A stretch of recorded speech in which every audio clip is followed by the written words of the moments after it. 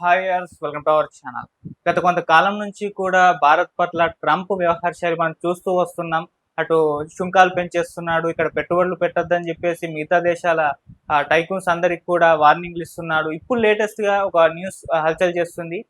మొత్తం భారతీయులందరినీ కూడా అమెరికా నుంచి ఇండియాకి పంపించే ప్రయత్నం ఒక కుట్ర పన్నుతున్నాడని కూడా తెలుస్తుంది. దాదాపు 50 లక్షల మందిని వెనక్కి గెంటైపోతున్నట్టుగా వార్తలైతే వినిపిస్తున్నాయి. మరి నిజంగా ఇంతమందిని పంపించేస్తాడా? సో దీని ప్రభావం అటు భారత్ పైన, అమెరికా పైన ఏ విధంగా ఉంటుంది? ఎందుకు ఇటువంటి వ్యవహార శైలి ట్రంప్ పాటిస్తున్నాడు? ఇప్పుడు దీనిపైన ఎంట్రీగా డిస్కస్ చేయడానికి ప్రజెంట్ మనతో పాటు సీనియర్ జర్నలిస్ట్ దుర్గా వర్లమణి గారు ఉన్నారు. వారిని అడిగి తెలుసుకునే ప్రయత్నం చేద్దాం. మేడం నమస్కారం. మేడం నమస్తే అండి. మేడం అక్కడ ఉన్న భారతీయులందరినీ కూడా భారత్ లోకి రివర్స్ పంపించే ఒక ప్రయత్నం చేస్తున్నట్టుగా వార్తలు వస్తున్నాయి. అండ్ ఇక్కడ నుంచి అక్కడికి వెళ్ళాలన్నా కూడా ఇప్పుడు వీసాలు కూడా పర్మిషన్ ఇవ్వని ఒక పరిస్థితి క్రియేట్ చేసే విధంగా కూడా ట్రంప్ వ్యవహరిస్తున్నట్టుగా తెలుస్తుంది. ఏం జరుగుతుంది మేడం? ట్రంప్ ఈ విధంగా ఎందుకు వ్యవహరిస్తున్నాడు? మరి ఇప్పుడు 50 లక్షల మంది ఇండియన్స్ నిజంగా పంపించబోతున్నాడా? మీరేం చెప్తారు మేడం దీనికి సంబంధించి? అంటే ట్రంప్ వచ్చే ముందే చెప్పాడు కదా, ఎవరైతే వలసదారులు ఉన్నారో వాళ్ళని పంపించేస్తాను, నేను 1 కోటి మంది పైగా ఉన్నట్టున్నారు, వాళ్ళని పంపిస్తాను అని ఎన్నికల ముందు ఆయన వాగ్దానం చేశారు. సరే, ఆ వాగ్దానం అనేది అంటే అక్రమ వలసదారుల మీద చూపించాలి. కానీ ఇవాళ ఆయన చెప్తున్నది ఏంటంటే, మీరు అన్నట్టుగా 50 లక్షల మందిని పంపించరు, కానీ భారతీయులను ఇబ్బంది పెట్టే చర్యలు ఆయన తీసుకుంటున్నారు. ముఖ్యంగా D1, D2 ఏవైతే వీసాలు ఉన్నాయో, D1 అంటే మీకు వ్యాపారస్తులు, తర్వాత ఏదన్నా హెల్త్ ఇష్యూ మీద అక్కడికి వెళ్ళే వాళ్ళు, అలాంటి వాళ్ళకి ఇస్తారు. D2 వచ్చి మనకి విద్య కోసం, ఇలా కొన్ని అంశాలకు సంబంధించి మీరు పెళ్లిళ్ళు చేసుకోవాలన్నా అలాంటి వాటికి D2 ఇస్తారనమాట. కొన్ని కేటగిరీస్ ఉంటాయి. సో వాటి మీద ఇదివరకు ఏం జరిగేదంటే, మీరు బ్రెజిల్ నుంచి తెచ్చుకోవచ్చు, లేకపోతే ఇదివరకు థాయిలాండ్ నుంచి, అట్లా కొన్ని కంట్రీస్ నుంచి, మీరు జర్మనీ నుంచి అప్లై చేసుకుని మీరు D1, D2 తెచ్చుకునేవాళ్ళు. ఇప్పుడు అలా కుదరదు అంటున్నాడు ట్రంప్. ఇప్పుడు ఏంటి, మీ రెసిడెన్స్ ఎక్కడుందో, మీ రెసిడెన్షియల్ అడ్రస్ ఎక్కడుంటే అక్కడి నుంచే D1, D2కి అప్లై చేసుకోవాలంటారు. ఇది అన్నిసార్లు సాధ్యం కాదు.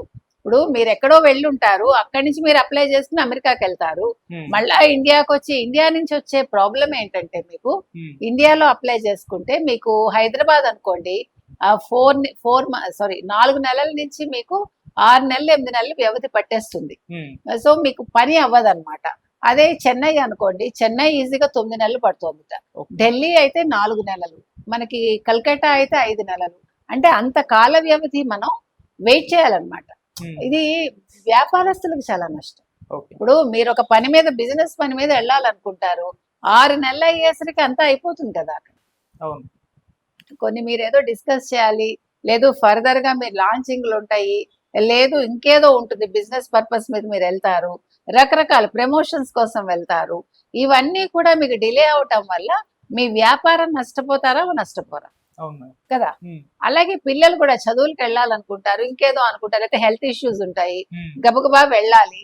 ఇప్పుడు దీనివల్ల అంటే మరీ ఏమో రాజకీయ నాయకులు, హై క్లాస్ వాళ్ళు మనకు తెలియదు, కానీ మిడిల్ క్లాస్ లేకపోతే అబోవ్ మిడిల్ వాళ్ళకి ఇబ్బంది ఇవన్నీ కూడా.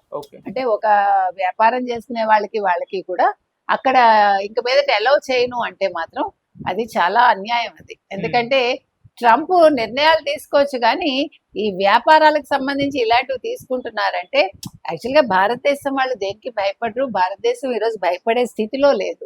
ఇప్పుడు అదే కదా అతని బాధ.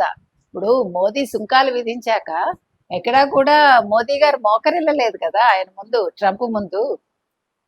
ఆయన శుభ్రంగా చైనాతో స్నేహస్తం అందుకుంటున్నారు, ఇటు రష్యాతో అందుకుంటున్నారు, అది కూడా భరించలేకపోతున్నాడు. అంటే నేను అనేది ఏంటంటే, నేను పెద్దనని, నా మాట వినాలి అనే అహంకారం తప్పు కదా. ఆ రోజులు వెళ్ళిపోయాయి. ఈ రోజు రూపీకి ఎంత వాల్యూ ఉందో చూసుకోండి. మీకు రాను రాను డాలర్ విలువ కూడా తగ్గిపోతుంది. ఇప్పుడు ట్రంప్ తీసుకునే ఈ నిర్ణయాల వల్ల నష్టపోతున్నది అమెరికా కూడా. ఎందుకంటే ఇవాళ అమెరికా బతుకుతోందంటే, మీరు ఒకసారి పర్సంటేజ్లు కనుక మనం చూసుకున్నామంటే, ఒక్కొక్క రంగంలో భారతీయులు చేస్తున్న సేవ ఎంత గొప్పదో తెలుసా మీకు? అంటే మనం ఇచ్చి పుచ్చుకుంటున్నాం. మనం వెళ్ళినందువల్ల మనం వాళ్ళ మీద పడి తింటల్లా, మన మేధను అక్కడే మనం మళ్ళా వాళ్ళకి డెవలప్ చేయడానికి అవకాశం కల్పిస్తుంది మన మేధ. మీరు ఒక హోటల్ ఇండస్ట్రీ తీసుకోండి, ఇవాళ 70% తెలుగు వాళ్ళు అంటే ఇండియన్సే ఉంటారు. ఏ ఇండస్ట్రీ తీసుకున్నా, యూనివర్సిటీస్ తీసుకున్నా, మన ఫీజులు కడుతున్నాం కదా. మనం పని చేసే చోట మనమే ఉంటున్నాం. ఇప్పుడు మన వల్ల మన పొటెన్షియల్ అంతా కూడా వాళ్ళకి ధారపోస్తున్నాం మనం. మనం డబ్బులు సంపాదిస్తున్నాం కానీ దానికి ప్రతిఫలంగా మనం మన మేధను అందిస్తున్నాం మనం. కాబట్టి ఇక్కడ ఇవాళ ఇండియన్స్ అనేవాళ్ళు పుచ్చుకునే స్టేజ్లో లేరు, ఇచ్చే స్టేజ్లోనే ఉన్నారు. మనం ఎప్పుడు కూడా ఉన్నతంగానే ఉన్నాం మనం. డాక్టర్స్, మీరు డాక్టర్స్ ని తీసుకుంటే ఇవాళ కాదు, ఫ్రమ్ ద బిగినింగ్ ఇండియన్సే ఉంటారు ఎక్కువ టాప్ లో. హాస్పిటల్స్ ఏవి తీసుకోండి మీరు, అడ్వకేట్స్ వాళ్ళు కూడా ఉన్నారు. ఏ ఫీల్డ్ తీసుకున్నా ఇండియన్స్ లేకుండా అమెరికా మనుగడ లేదు. ఇవాళ ట్రంప్ తీసుకునే నిర్ణయాలు ఇవన్నీ తాత్కాలికంగా వాళ్ళకి ఏమైనా ఫెచ్చింగ్ ఉండొచ్చు కానీ లాంగ్ రన్ లో వాళ్ళు చాలా నష్టపోతారు. వాళ్ళ ఎకానమీ కుదేలైపోయింది, ద్రవ్యోల్బణం పెరిగిపోయిందంటే నష్టపోయేది అమెరికా. ఇవాళ మనం ఆ స్టేజ్ లో లేము. మీకు గుర్తుంటే కనుకైతే మీకు కరోనా నుంచి యాక్చువల్ గా ఈ సిస్టమ్ వచ్చింది, ఏది ఎక్కడి నుంచి అయినా కూడా D1 D2 అప్లై చేసుకోవచ్చు అని. అయితే ఈ 4 ఏళ్లుగా అలాగే జరుగుతోంది. కానీ ఇప్పుడు ఇది పెట్టడం వల్ల తాత్కాలికంగా మనం ఇబ్బంది పడతాం కానీ తర్వాత దీంట్లో మోడిఫికేషన్స్ రావచ్చు, మనకు తెలియదు. నెంబర్ 1. నెంబర్ 2, కరోనా తర్వాత యాక్చువల్ గా చాలా దేశాలు కుదేలైపోతే భారతదేశం ఆర్థికంగా పుంజుకుంది. మీరు గమనిస్తే కనుకైతే మీకు గుర్తుందా, అసలు కరోనా వచ్చినప్పుడు అసలు ఇండియా ఏమైపోతుంది, ఇండియాలో మనుషులకు శుభ్రం ఉండదు, ఇండియాలో మనుషులు ఏమైపోతారు, అసలు కరోనా వీళ్ళ వల్లే వ్యాప్తి చెందుతుంది అంటే కాలేదు. ఎందుకంటే ఇండియన్స్ కి ఇమ్యూనిటీ పవర్ ఎక్కువ, వేరేజ్ దట్ అమెరికన్స్ కి లేదు. అందుకని అసలు ఇండియా ఏమవుతుంది అనుకున్నప్పుడు ఇండియా ప్రతిదీ చేసి చూపించింది. డిజిటల్ అనేది ఇవాళ ఇండియా టాప్ లో ఉంది. చిన్న ఒక పూల దుకాణం అమ్మాయి, ఒక కూరలు, ఒక తోట ఆకుకూరలు అమ్ముకునే వాళ్ళు, మీరు ఎవరినైనా పళ్ళు అమ్ముకునే వాళ్ళు ఎవరినైనా తీసుకోండి, ఆఖరి పానీపూరి బండి వాడు, అందరూ డిజిటల్ పేమెంట్సే. అంటే భారతదేశం ఏమైపోతుంది ఏంటి, వీళ్ళు పనికిరాని వాళ్ళు అనుకుంటే పొరపాటు. అది భారతీయులు దేన్నైనా సాధిస్తారు, ఏదైనా చేయగలరు. ట్రంప్కి అది అవగతం అవుతుందిలేండి, ఇవాళ కాకపోతే రేపు, కథ కొంచెం లేట్ అవుతుంది. అందుకని భారతీయుల మీద ఎటువంటి ఆంక్షలు పెట్టినా కూడా భారతీయులు తట్టుకుని నిలబడతారండి. ఇవన్నీ తాత్కాలికమని నేను అంటాను. Thank you so much.